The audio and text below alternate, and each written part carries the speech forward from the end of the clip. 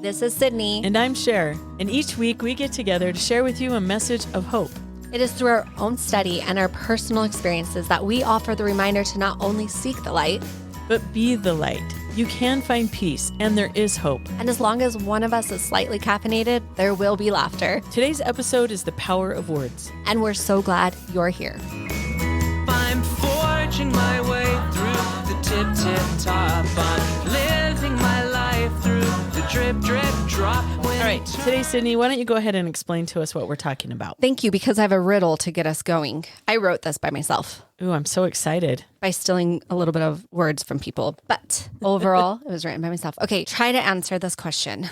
What can hurt you, heal you, inspire, motivate, or defeat you, but also can change your life, educate, humor, or embarrass you? What is one thing that could do all of those things? I don't want you to think of our topic that's already been mentioned. Maybe say the wrong answer so people who are like, what could it be? Oh, gosh, what could it be? Children. I'm saying children because mine's already texted me. I told you he would. I told you. Okay. Well, since I just said it, I'm going to go with words. It's word share. I got it. Ding, ding, ding, ding. Yeah, it's words. Words can do all of these things. I really love this topic because I love words and I love to talk and I love to read audiobooks.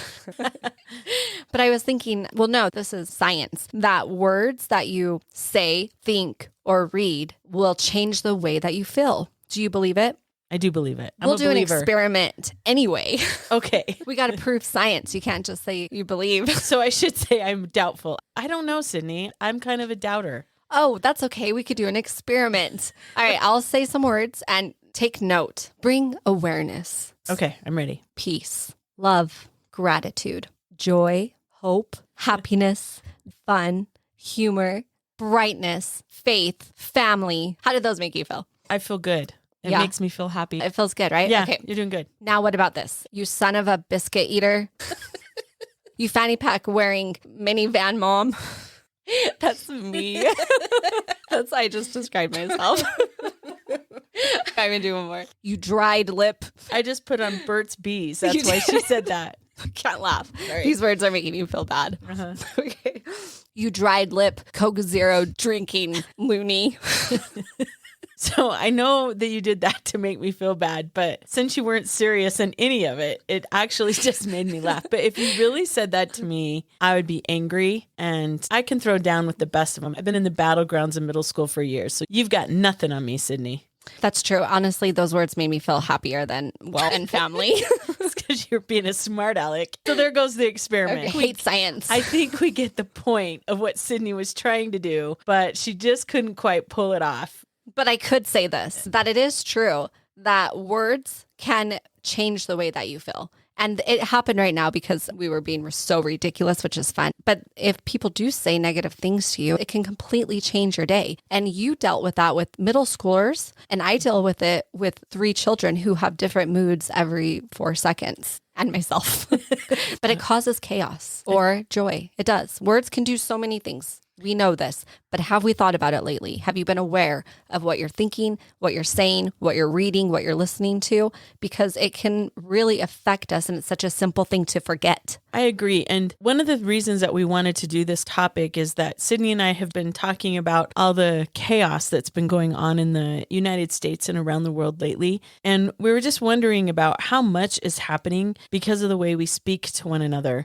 Because it's so easy just to talk crap now about somebody and do it anonymously on social media and say really rude things that you would never dare say in front of a person if they were standing in front of you. But because it's on a computer screen or on your phone, it seems a lot easier, and then it's more fun and you're like, haha, look, I got that zinger in, when it's really hurtful and mean.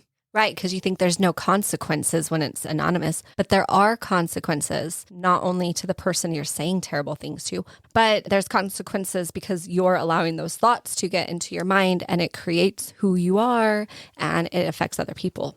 Absolutely. So it's impacting yourself. It's impacting people around you. In Ephesians chapter 4, verses 29 through 32, it says, "Let no corrupt communication proceed out of your mouth, but that which is good to the use of edifying, that it may minister grace unto the hearers. And grieve not the Spirit of God. Let all bitterness and wrath and anger and clamor and evil speaking be put away from you with all malice. And be ye kind one to another, tender-hearted, forgiving one another, even as God, for Christ's sake, has forgiven you.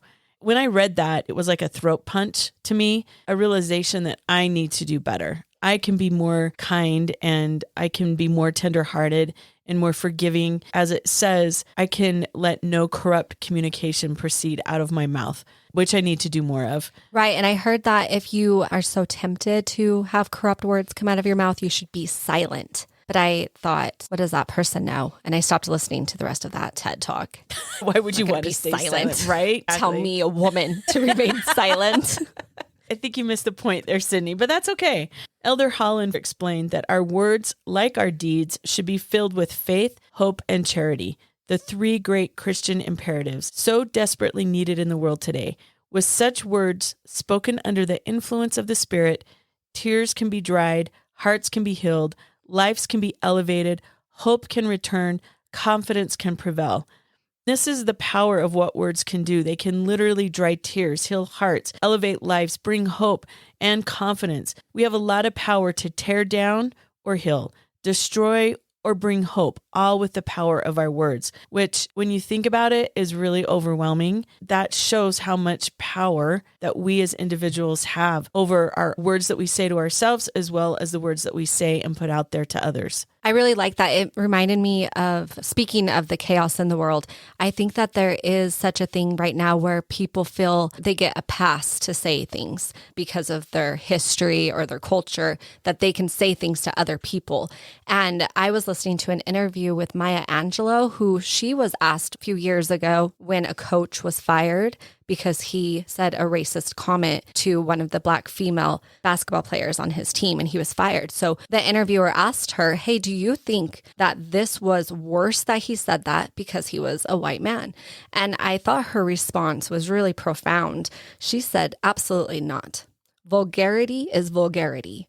The vulgarity that comes out of a Black mouth or a white mouth or an Asian mouth is still vulgarity. I like this coming from her.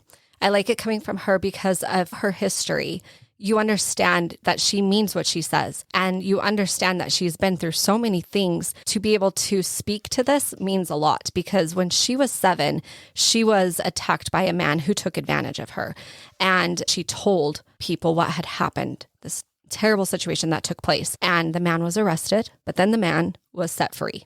And then the man was found dead. And she said she remembered sitting on the floor hearing a police officer tell her family what had happened, how the man was found. She said at 7.5 years old, my words are so powerful that me speaking killed a man. That's how she interpreted it. So she stopped speaking at that age because she thought her words killed a person and she didn't want to. So she kept silent for years because of it. And I was listening to a TED Talk where the guy said, you could absolutely destroy someone's life in 30 seconds with words. So I went to the street to see if that was true. Oh, no. Imagine this, Sher. Here I was walking down the street and I saw a man and I was like, excuse me, sir, you'll never amount to anything. And then I saw a woman and I was like, hey, lady, yellow is not your color. And then I saw some children and I was like, hey, kids, you're the reason your parents are on the verge of divorce. Guess what? It's true. It ruined all of their lives and that day. So she's right. And the study was right. I just feel trapped right now. Can somebody please come help me? Take it away, Cher. Okay, I just want to make it clear, Cydni. Mm-hmm, yeah. You found out that words really do hurt. Well, through an experiment. Right. It was all just for science. We're back to science again. Because I do love science. We're back to loving it. I just want to let everyone know, Cydni, did you really do that? Of course not. I Googled mean things people say because I had no idea. And so I couldn't even bring myself to read some of them. They were so mean. There was like a list of 30 from Google and I couldn't even bring myself to say it. I would like to say that the one about the yellow is because my grandma said that to me once and I still remember it. And I just never wear yellow. She said, Cydni, yellow is not your color, while I was wearing a yellow shirt that I loved. And I was like, thanks, Grandma. I love my grandma so much, but she did not love yellow on me. So it's okay. It's fine. I'm over it. So there was an example of how words hurt and Cydni's still bitter about it. So I'm not bitter. I'm better. And I'm glad Cydni's acting like this because it reminded me of one of the lessons that I would teach my students about Frederick Douglass and John Brown. And this is just me. I'm not a famed historian. I'm just an 8th grade teacher trying to make my students think a little bit. So this is not peer reviewed, but I think it will get the point across about how much words matter. Both John Brown and Frederick Douglass are seen as heroes right before the Civil War started and during the Civil War era. They were friends with each other and they were both abolitionists. Their tactics, though, were very, very different. John Brown, he wanted to free the slaves. He was an abolitionist. So he hid slaves. He helped with the Underground Railroad. Then he moved to Kansas. And when he got to Kansas, there was a lot of shenanigans going on there. And an abolitionist was killed. And John Brown wanted revenge.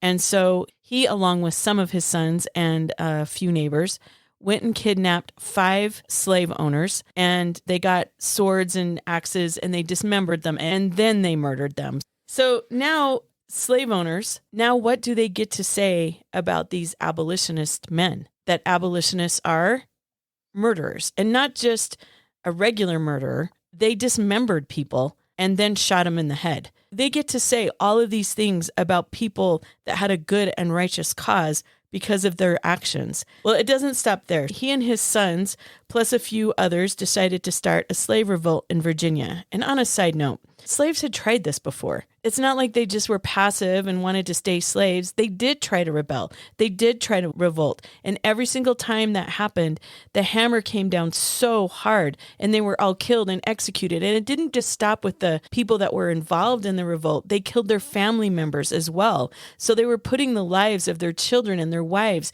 and their mothers and their fathers in danger by rebelling. And so it stopped it because they didn't want to hurt other people in their lives. So I don't understand why John Brown thought this was a good idea, but he did. He thought it would be a good idea to try to start a slave revolt in Virginia.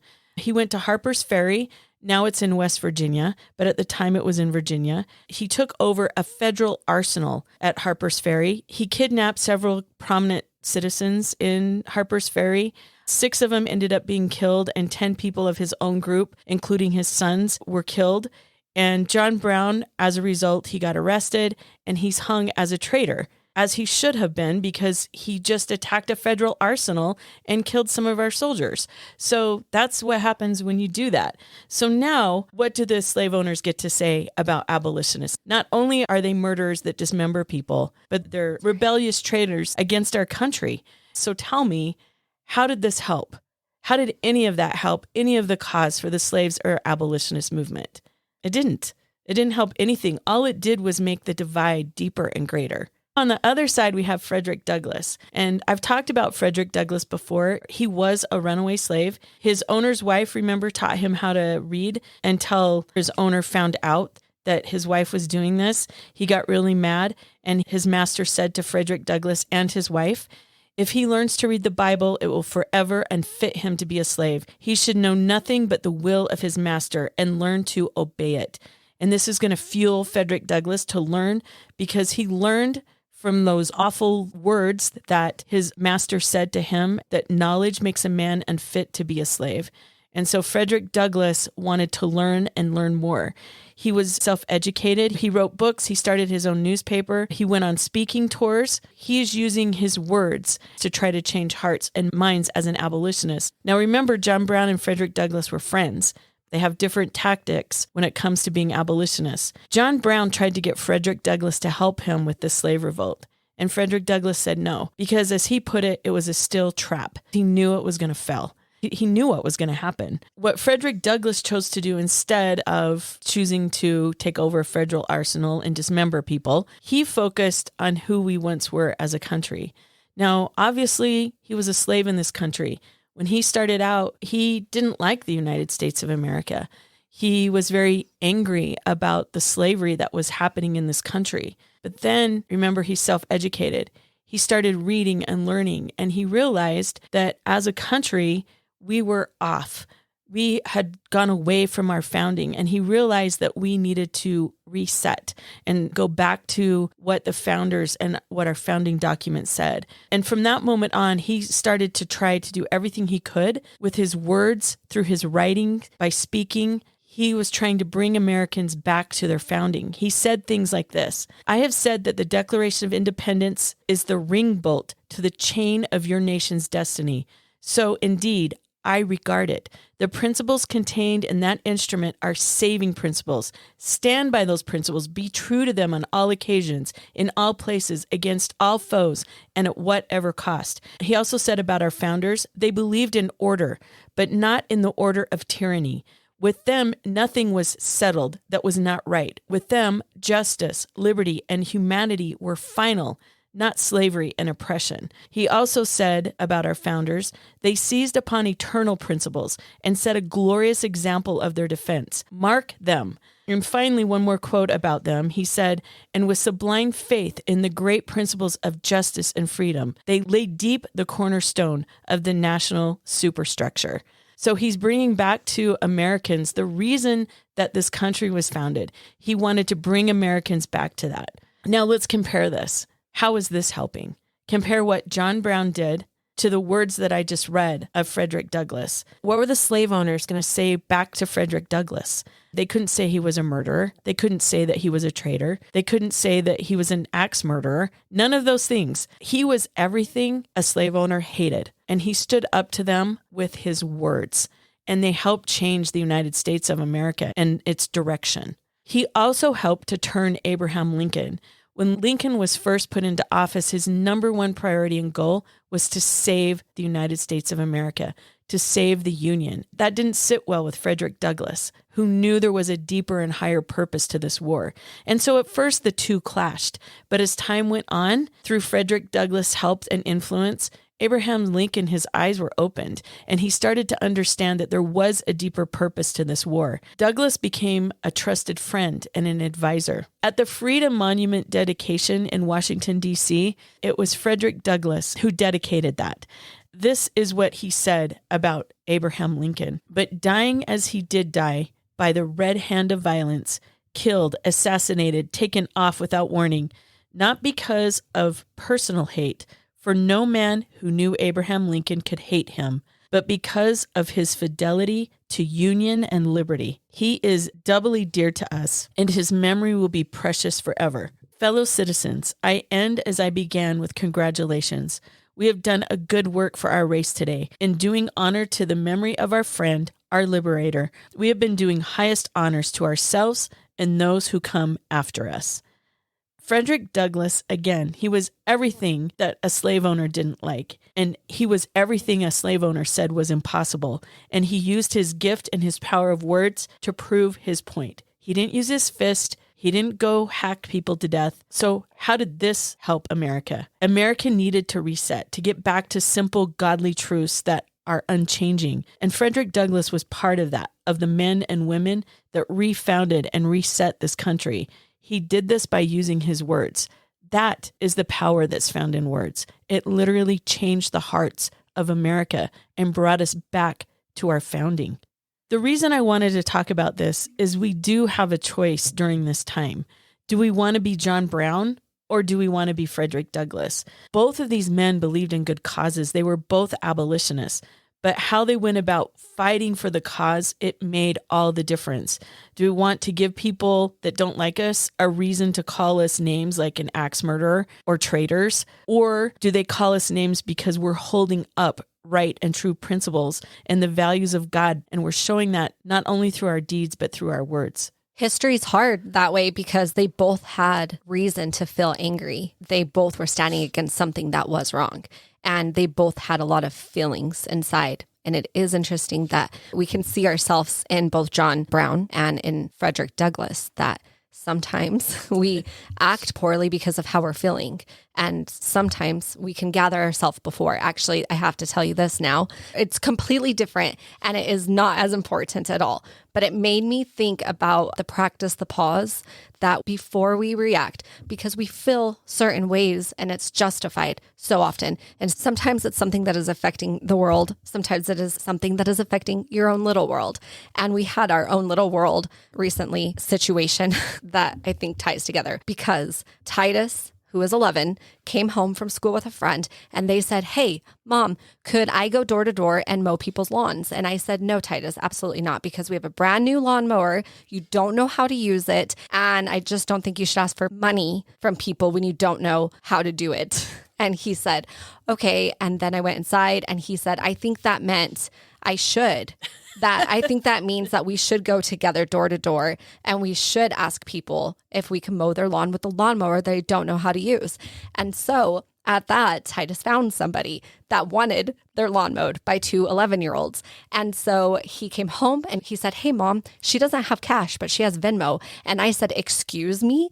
And he said, yeah, so can I get your Venmo? And I said, Titus, what have you done? And he's like, I got this 100%. My friend knows how to mow lawns. We are good. We're golden. And he's like, or should I say I'm not going to do it? Which is probably what I should have said is yes. But I said, well, go do what you promised to do and then let us know. Sure. Oh, I'm so worried. This kid called about 45 minutes later. Mom, I cannot get the lawnmower started. And I said, it's been 45 minutes, buddy. He said, I've been trying for 45 minutes. He wanted his older brother to come help. So I sent Rock over to help. Rock goes over there, shows him how to start the lawnmower, comes back home. Then Titus calls about 20 minutes later. Mom, Rock showed me, but I think I've done it wrong. It's not cutting any grass. Oh, so no. I send Rock over again because I don't know how to use it. And Rock goes and he cuts a few rows for him and he shows him how to do it. Then about 30 minutes later, Titus calls again and he's standing at the corner near our home with his hands on his head in complete defeat. And he said, Mom, I'm over my head. I don't know what to do, but this is a disaster. It had been over 2 hours at this point. Ben comes home. I'm with him. He's using a brand new lawnmower that's very expensive and he doesn't know what he's doing. Ben and I have to go save him. By that, I mean Ben. I was only there to take pictures and video. I have to be honest that we both felt pretty upset at him. He completely disobeyed. He took very expensive equipment that he doesn't care that it costs so much money. He doesn't know how to use it. It's a complete disaster. He is not in tears, but he's close that he's like, Mom, there's a group of people watching across the street, watching us fail. That's the least of your worries right now, my friend. And Ben and I, we got to practice the pause because we had to walk over there. We got to say to ourselves, we know how he thinks we're going to react because we're both upset. And we honestly had every reason to be very upset at this kid. We walked over together calmly and we said, we both feel mad and we both are valid in our feelings of anger towards this little guy, but we get to choose how we will react. We get to choose what we say to him. We get to choose how he feels when we show up. And because we had this long walk ahead of us, we talked about it before. We said to each other, what is the most impactful thing we could do? Is it beat him down because that's what we want to do? Or is it when he's not expecting it to lift him up, to help him to build resilience and to ground him? The husband, he comes home and he looks at the yard and he, at that point, begs Titus to just go practice and come back again. If you drive over around the corner, Sher, you will see a house that has 3 rows cut barely, 2 rows the opposite direction cut too short. And that is it. It is a disaster. Oh, no. But I've really reflected on this because we had time to practice the pause and decide how we wanted him to feel and what we said to him. Ben did a beautiful job. He told him, I really admire your ambition here, buddy. That's in the right place. But let's talk about things that maybe you hadn't thought of so that you could learn a lesson from this and you could apply it to the future for all that is good and lovely. Please. I like how you said his heart was in the right place because so was John Brown's. His heart was in the right place. He started by hiding slaves and working with the Underground Railroad, as was Frederick Douglass. But the outcome was so different. He let that anger just fester and he did not practice the pause. Instead of letting justice and the laws go through and deal with the slave owners that had caused injury and death, he decided to get revenge on them and take the matter into his own hands. That never helps. I like the statement, how does this help? Because we had to do that as parents. How does it help if we show up angry? Or how does it help if we show up to help?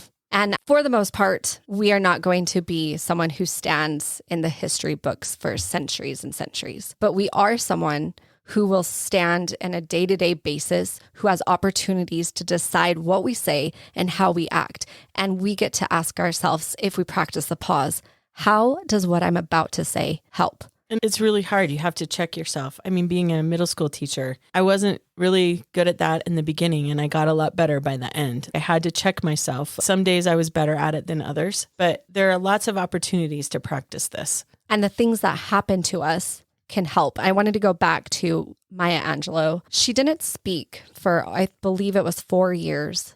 And here's what's interesting about this. In those 4 years' time, she only read. She read words, and she read inspiring and beautiful and faithful words. That's all she did.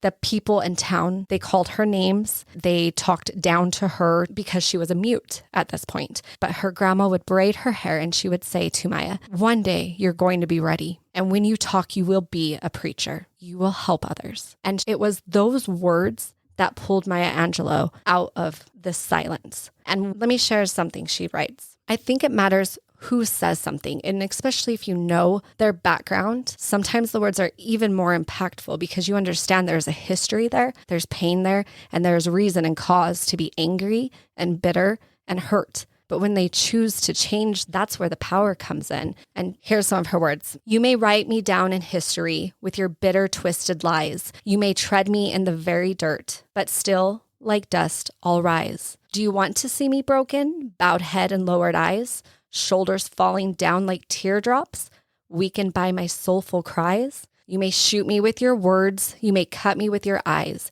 You may kill me with your hatefulness, but still, like air, I'll rise. When you know someone like her who went through what she did because she was growing up a Black child in a time where that was dangerous and where people were hurtful already, and then her own community would say things to her because she didn't speak. When you know that she can talk again, and when she talks again, she chooses to say, I will rise, that's where power and words come from. And on reflection, I've thought about a lot of people who we know who are famous. There's Jim Carrey, who everyone knows for his comedy. When he was a child, his mother was in deep depression, and he tried desperately to make her laugh. He read, as a young child, he was sitting in his room and he read Buddha's words that all spirituality is about relieving suffering. And that gave him purpose. He realized that even his mom, who was severely depressed, he can make her laugh. He was doing spiritual work. He understood that it wasn't just about fame and it wasn't about comedy, but it was about relieving people's suffering with their gifts and their talents that completely shaped his life. And Denzel Washington was about to drop out of college. He had a really low GPA, and it was sitting in a barber shop where a woman looked at him and she said, young man, I have a prophecy for you. One day you will speak to millions of people. Do not quit. And he didn't. Her words shaped his life. And Maya Angelou, her grandma said to her, you will come out of this and you will be a preacher. And these words from Muhammad Ali, I love so much. He says in an interview when asked, what do you want people to say of you? And listen to these words and see how this makes you feel. He took a few cups of love. He took 1 tablespoon of patience, 1 teaspoon of generosity, 1 pint of kindness. He took 1 quart of laughter, 1 pinch of concern, and then he mixed willingness and happiness, and he added lots of faith, and he stirred it up well. Then he spread it over the span of a lifetime, and he served it to each and every deserving person he met.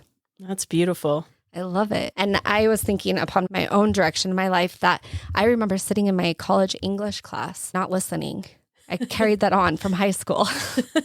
But I remember sitting in my college English class, flipping through the pages of a book and coming across a poem for the first time that touched me so deeply that a small town girl with no idea of what the world was like, I had such a deep part of me touched that I sat and I cried in the classroom. And the poem is Ballad of Birmingham. Mother dear, may I go downtown instead of out to play and march the streets of Birmingham in a freedom march today. No, baby, no, you may not go, for the dogs are fierce and wild, and clubs and hoses, guns and gels aren't good for a little child. But mother, I won't be alone. Other children will go with me and march the streets of Birmingham to make our country free. No, baby, no, you may not go, for I fear those guns will fire. But you may go to church instead and sing in the children's choir. She combed and brushed her tight dark hair and bathed rose petals sweet, and drawn white gloves on her small brown hands and white shoes on her feet. The mother smiled to know her child was in a sacred place, but that smile was the last smile to come upon her face. For when she heard the explosion, her eyes grew wet and wild. She raced through the streets of Birmingham, calling for her child. She clawed through bits of glass and brick, then lifted out a shoe. Oh, here's the shoe my baby wore, but baby, where are you? Ugh. Heavy. Yeah, it is. But I learned there sitting in my English class without the help of the professor how powerful words are, the picture that they can paint and imprint on your very heart. And from there, it opened a world of poetry and story and history for me that has stayed with me. I love poetry. I love stories. I love history. And it started with reading the words someone wrote from their heart. Every person that you talked about, from Jim Carrey to Muhammad Ali to that beautiful poem and the impact it had on you, words were able to change the projection of that person. And I would try to use that example with Frederick Douglass as an example of exactly what you just talked about, to show them how much words really do matter and how much you can change your own heart as well as the hearts of others by the words that you say and the words that you write. It is so huge and impactful on people's souls, on their very heart, like you just said. It changed and opened up a whole new world for you. This all starts with the words that we say to ourselves. It's easy for us to say kind things to other people, but saying kind things to ourselves is a struggle. It starts with awareness of the things that you're thinking and the words that you're allowing to say to yourself. Recently, Ben used his words to really shape a new idea for myself. I can be a little harsh on myself, like so many of us. And he said to me, Cyd, I need you to be nicer to yourself because you are the carer of my wife and I love her. That was impactful for me to take a step outside of myself and see that I am given the responsibility to take care of myself. And if I take care of myself with the things that I think and the things that I say, then I am better equipped to take care of the people that are in my reach. It's with words that our perspectives can change, our perspective of our own worth and our own value, and for the perspective of what we are going through. We could simply say this trial is not happening to me, but this trial is happening for me. And with simple words and with a shift of perspective, we can better carry the heavy loads that we are asked to bear. And we can find purpose in bearing those as well. And in doing so, we can think and say things that will uplift and encourage ourselves and those within our reach. I'm really glad you brought this up because Elder Holland, he said, I suppose it goes without saying that negative speaking so often flows from negative thinking, including negative thinking about ourselves. We see our own faults, we speak or at least think critically of ourselves, and before long, that is how we see everyone and everything. Speaking from my own experience, it's so hard to change that attitude and that way of thinking, because we are hard on ourselves. And sometimes that's something, honestly, you have to go to your Heavenly Father in prayer and say, help me change this way of thinking and help me change how I see myself so that I can portray positivity with my words to other people. Because I do want to be that positive person to other people. But that means I have to be kinder to myself and give myself grace, which I think is really super hard. For our final thoughts, going back to Elder Holland, he said, may we try to be perfect men and women in at least this way now, by offending not in word, or more positively put, by speaking with a new tongue, the tongue of angels. Our words, like our deeds, should be filled with faith, hope, and charity, the three great Christian imperatives so desperately needed in the world today. With such words, spoken under the influence of the Spirit, tears can be dried, hearts can be healed, lives can be elevated, hope can return, confidence can prevail. Elder Holland is saying that we have the power in our words to make things better or worse. Words have inspired individuals to do great things, helping them find their talent and voice, like Frederick Douglass to Muhammad Ali. We have the power in our words and deeds to do that for others. We have the power to heal with our words, to restore confidence and hope in others and ourselves. We have positive and negative examples throughout all of history, to learn from them, to grow from them, to help us become our best selves. We can use our words, as Paul said in Ephesians, to be kind to one another, be tenderhearted, forgiving one another, even as God, for Christ's sake, has forgiven you. This is all within our power by following the example of our Savior and heeding to the promptings of the Holy Spirit. We can set an example, being healing and hopeful, to stop the chaos that is all around us. It needs to start with us and the words that we put out there. Our challenge this week is for you to write a poem that changes the course of history and you get your own statue put at the Capitol. Or we challenge you to write a very lovely, heartfelt message text to somebody that can uplift, inspire, and change their day, because you can ruin someone's day or life in 30 seconds. But you could also improve their life and make it better in 30 seconds. This is our prayer. From Cydni and Sher. I'm forging my way through the tip-tip-top. I'm living my life through the drip-drip-drop. When eternity's plan, I just can't stop. I'm making my way through the drip-drip-drop. Good luck editing that. Can you tie that into something there? Can you make a pretty little bow out of that? I like throw wrapping paper at you, like bows and wrapping paper. I just like throw it at you and I'm like, there you go. Make something. Can you put in like a locked door sound right now? You are trapped. I'm trapped with Cydni, and Cydni's still bitter about it. So I'm not bitter. I'm better. You're better because of That's it? why I'm wearing all black. Yeah. Yet again. She took away the sunshine. So you won't wear yellow anymore? No, I wear mustard yellow. Well, that's I think good. of her when I wear it. Like, what are you going to do now? What are you going to do now, you Don't say it. chapped-lipped? Why are you making fun of me? I didn't say I had to anything pull about you inspiration wearing... from the moment. I didn't say There's anything nothing about you else. wearing yellow. I can't see myself I'm going to try to help Cydni out here a little bit. or others who are listening, because I'm fine. I'm great right now. I don't think I want to interrupt your charrette. I was going to say scroll through. That's how affected I am by social media. You can't scroll a book like that. I can't. I don't know why it's funny. Okay. From Cydni and Sher. Sher bear. Sher bear. No, turn off the mic. Words. Turn Words, off the mic. Cydni, help me.